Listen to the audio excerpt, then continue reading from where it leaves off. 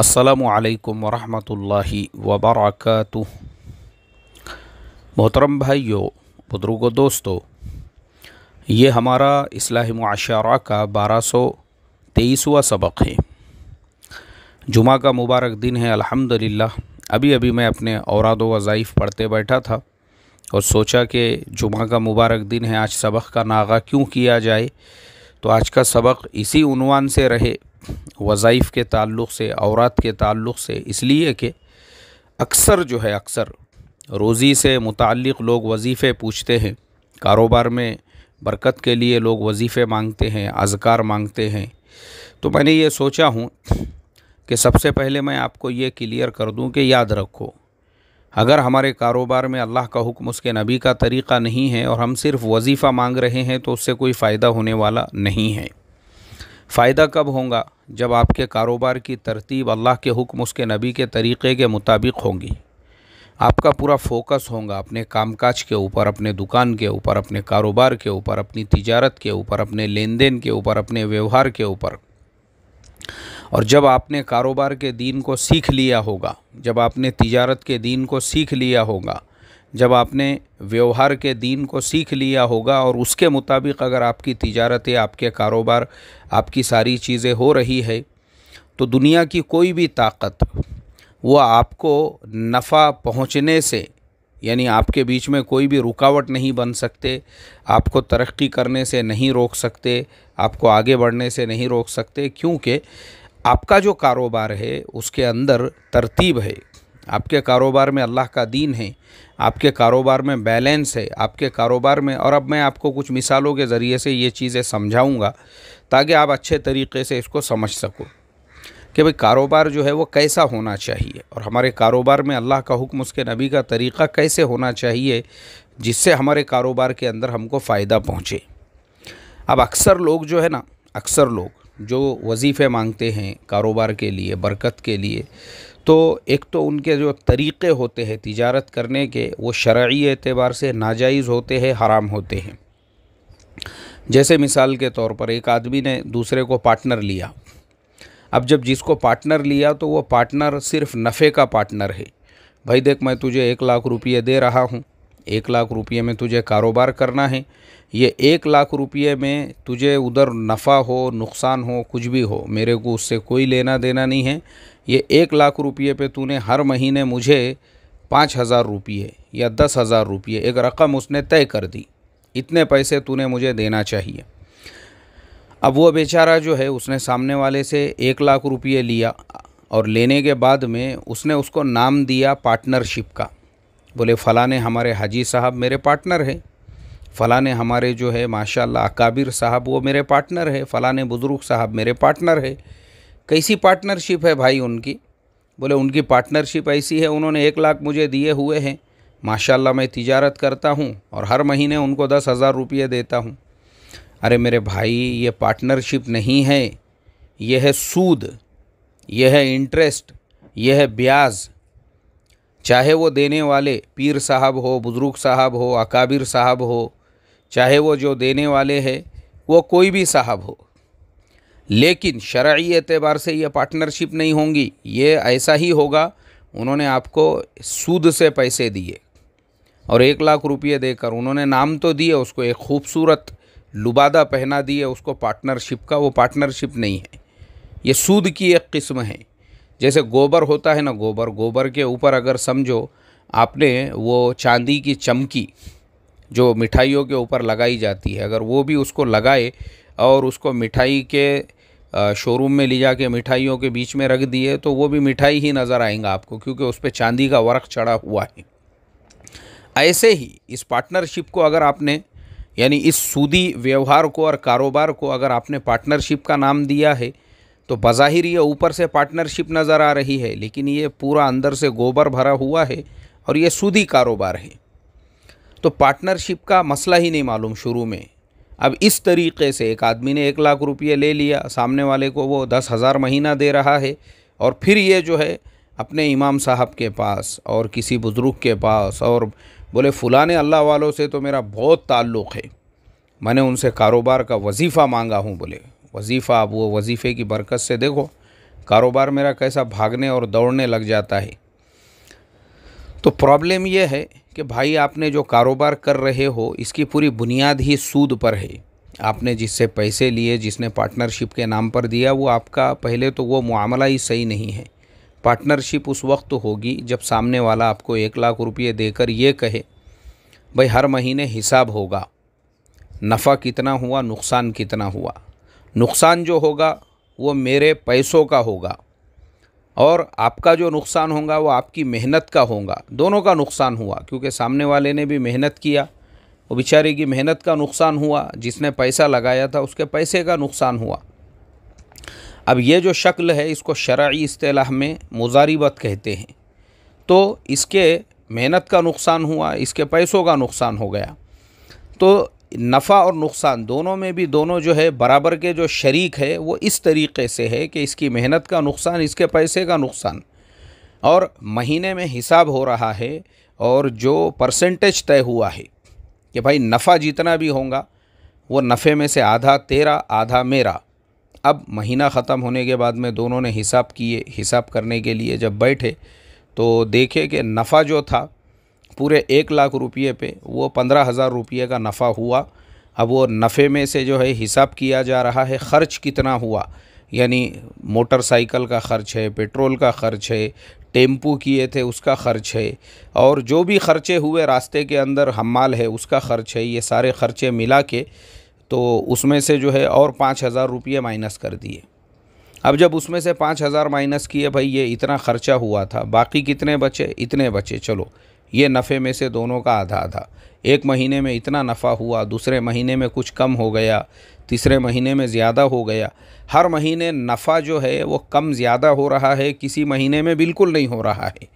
तो शरई एतबार से इसे कहते हैं पार्टनरशिप। आप ऐसी पार्टनरशिप करके अगर कोई अल्लाह से दुआएं कर रहा है, वजीफ़े पढ़ रहा है, हर फ़र्ज़ नमाज के बाद में जो है अल्लाह से बरकत के लिए जो है दुआ मांग रहा है, बिल्कुल उसके कारोबार पे उसका असर होगा, क्योंकि उसकी बुनियादें शरई एतबार से एक हलाल कारोबार के ऊपर है। अब जिस कारोबार की बुनियाद ही हराम पर है और दोनों को लग रहा है पार्टनरशिप, खाली नफ़े में पार्टनरशिप, नुकसान में नहीं, नुकसान में काहे की पार्टनरशिप, तो ये तो हराम है ना भाई, ये तो आप सूद से पैसे दे रहे हो। तो मैंने शुरुआत वजीफ़े से किया था, तो पहले हमने अपने कारोबार की बुनियादें सही रखना चाहिए, फिर हमको वजीफ़ों से फ़ायदा होगा। अब दूसरी चीज़, कारोबार के लिए क़ुरबानी देना, वक्त देना और वक्त के ऊपर अपना कारोबार शुरू करना और व्यवहार सही से करना, कस्टमर से सही से बात करना और मामलात एकदम क्लियर रखना। अब ये सारी चीज़ें आपको अल्लाह के नबी सल्लल्लाहु अलैहि वसल्लम की अहादीस में मिलेंगी। अब हमारे ज़माने में हम सिर्फ़ वजीफ़ा मांग रहे हैं और हमारी दुकान जो है वो वक्त पे खुलने के लिए तैयार नहीं है। कई मुसलमानों को मैं देखता हूँ, कई मुसलमानों को उनकी दुकान पर सुबह के वक्त में 10-10 कस्टमर आके जाते हैं। 10-10 कस्टमर, एक एक कस्टमर 5,000 का, 10,000 का, ऐसे 10-10 कस्टमर सुबह से लेके तो दुकान खुलने तक आकर जाते हैं। लेकिन जो दुकानदार साहब है आराम फरमा रहे हैं। अब बड़े आराम से 11:30 बजे वो उठते हैं और 12 बजे उनका पानी गर्म होता है और 12:30 बजे वो गुस्ल करते हैं और फिर 12:45 बजे हज़रत जो है शहज़ादा सलीम की तरह से सज कर और धज कर और कपड़े, शाइनिंग, स्प्रे, इत्र, जैसा हज़रत की निकाह खानी है मार्केट के अंदर। बाज़ार में हज़रत का अभी निकाह होने वाला है, पूरे मार्केट वाले हज़रत के इंतज़ार में बैठे हैं, दूल्हे मियाँ आ रहे हैं। अब उसके बाद 1 बजे दूल्हे मियाँ सज के धज के और पूरे एहतमाम के साथ में अपनी पूरी शाइनिंग बिल्डिंग वालों को, महल्ले वालों को, गली वालों को, बस्ती वालों को दिखाते हुए जो है पहुंच रहे हैं दुकान पर। अब जो कारोबार का टाइम था ख़त्म हो गया, 10 कस्टमर आपकी दुकान पे आके चले गए। अब आप बैठे हुए हैं अपने दोनों हाथों में पकड़ के अपना मोबाइल फ़ोन और इंतज़ार कर रहे हैं कस्टमर अब आएगा तब आएगा, और फिर परेशान होकर ये पीर साहब से वजीफ़ा, वो बुज़ुर्ग साहब से वजीफ़ा, और वो मौलाना साहब से वजीफ़ा, पता चला फ़लाने इमाम साहब का वजीफ़ा बहुत ज़बरदस्त होता है, उनके पास से वजीफ़ा। अल्लाह हिफाजत फ़रमाए मेरे मोहतरम दोस्तों, ऐसे कारोबार में कहाँ से बरकत आएंगी। वजीफ़ा नहीं, मैं तो हमेशा कहता हूँ वजीफ़ों का ऐसा पूरा रिकॉर्ड ला के रख दिए दुकान में तो भी कोई फ़ायदा होने वाला नहीं है। कुछ लोग नारियल लटकाते हैं, नारियल, और दुकान खोलते हैं 1 बजे 2 बजे। तो मैं वैसे लोगों को बोलता हूँ, भाई तूने नारियल लटकाया नहीं, दुकान में ही अगर नारियल का पूरा बाग लगा दिया, खेत पूरे नारियल के झाड़, तो भी तुझे कोई फ़ायदा होने वाला नहीं अगर तेरी तिजारत में अल्लाह का हुक्म, उसके नबी का तरीक़ा नहीं है। तो ये चीज़ होना चाहिए। और मैंने देखा हूँ, मैं हमेशा मिसाल देता हूँ, बहुत सारे लोग जो कारोबारी एतबार से, तिजारत के एतबार से तरक्कियाँ करते हैं हमारे मुल्क में, इंडिया में, उसके पीछे उनकी मेहनतें होती है। अब मैं आपको मिसाल देकर समझाता हूँ, क्योंकि हमारा सबक ख़त्म होने में अभी और 4-5 मिनट बाकी है। अब मैं आपको मिसाल देता हूँ शेयर मार्केट से। शेयर मार्केट, क्योंकि मेरे से अक्सर लोग शेयर मार्केट से रिलेटेड सवालात पूछते हैं। अब मियाँ भाई का फ़ोन आया मुझे, एक जनाब बड़े कारोबारी बिल्डर आदमी, पैसे वाले। मैं बोल रहा हूँ रफ़ीक बिल्डर फलाने एरिए से। जी जी रफ़ीक भाई बोलो ना, क्या मसला है? वो शेयर मार्केट में अपने को पैसा लगाने का था, बोलो ज़रा उसके बारे में कुछ, मेरे को मालूमात चाहिए थी। देखो भाई, हमारा चैनल जो है ना, हमारा चैनल, उसके ऊपर आप जाइए, वहाँ पे हमने बड़ी मेहनत के साथ स्क्रीनशॉट जोड़कर एक सबक जो है वो उसके ऊपर मिलेगा आपको कि शेयर मार्केट क्या है और क्यों हलाल है। ये तकरीबन आधे घंटे का सबक है। एक तो इसको सुनो, इसके बाद हमारा एक दूसरा सबक है शेयर मार्केट में इंट्राडे और डिलीवरी का मुकम्मल मसला हमने बयान किया, जो 14 मिनट 47 सेकंड का है। ये दोनों आप सुनो। टाइम नहीं है मेरे पास, मैं बहुत बिज़ी आदमी हूँ, जो भी मुझे बोलना है फ़ोन पे ही बोलो, मैं फ़ोन पे ही करोड़पति बनना चाहता हूँ।